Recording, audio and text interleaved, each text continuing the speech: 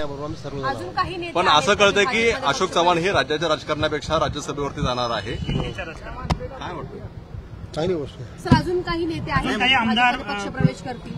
आता बघा ना, काल फडणवीस साहेबांनी सांगितलं ना, किती आमदार कारण की नांदेडमध्ये खूप वर्चस्व अशोक साहेबांचं किती आमदार सोबत त्यामुळे आहेत? आजूबाजूचे किती आमदार मी आमदारांना सांगत नाही, पण एवढं सांगतो की नांदेड महानगरपालिका, नांदेड जिल्हा परिषद, नांदेड जिल्हा मध्यवर्ती बँक, नांदेड मार्केट कमिटी, या जेवढ्या संस्था आहेत आमच्या पूर्ण जिल्ह्यामधल्या सगळ्या पूर्ण, त्या नक्कीच आता भाजपच्या झाल्या. ज्या प्रकारे शिवसेना राष्ट्रवादी हे थेट भाजपमध्ये आले होते, काँग्रेसचा सुद्धा मोठा गट आता भाजपमध्ये येणार आहे.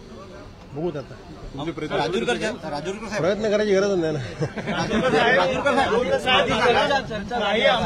आमदार आहेत राज्यसभा तुम्ही सावली म्हणून त्यांच्यासोबत नेहमी वावरता अशोक चव्हाणांसोबत, नेमकं काय झालंय बघूयात ना आता. आज संध्याकाळी समजतं काय काय नाही, मला काय माहिती नाही, म्हणजे काहीच माहिती नाही. अशोक चव्हाण साहब ने जो भूमिका ली है, कई कांग्रेस के एमएलए को उसका समर्थन है, ये बात सही है? पता नहीं, उनको ही मालूम है, उनसे पूछ लीजिए ना. आपके सरकारी आमदार है, उनसे कल बातचीत हुई आपकी? बातचीत किसी से नहीं हुई है.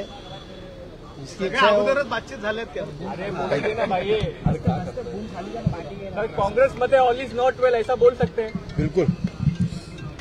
पूर्ण वाक्यात बोला, पूर्ण वाक्यात बोला. सोडण्याचं कारण काय? कारण काल देखील प्रदेश अध्यक्षांचा त्रास आहे का, कोणाचा त्रास होता? त्रास म्हणून नाही, पण तिथं काहीच नाहीये तिथं. पूर्ण काय कोणत्याच गोष्टीचं तारतम्य राहिलेलं नाही तिथं. नाना पटोले यांच्यामुळे कुठेतरी नाराजी आहे का? नाना पटोलेंमुळे त्यांच्याबद्दल सर्व आमदारांची खूप नाराजी आहे.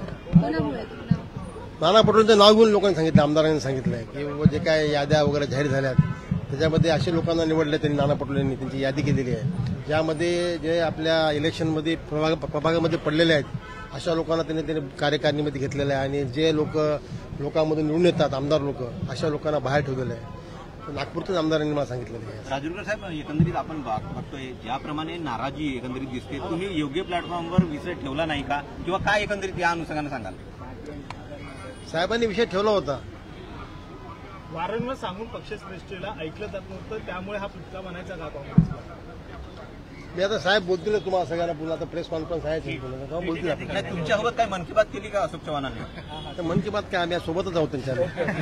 ठीक आहे, चालेल.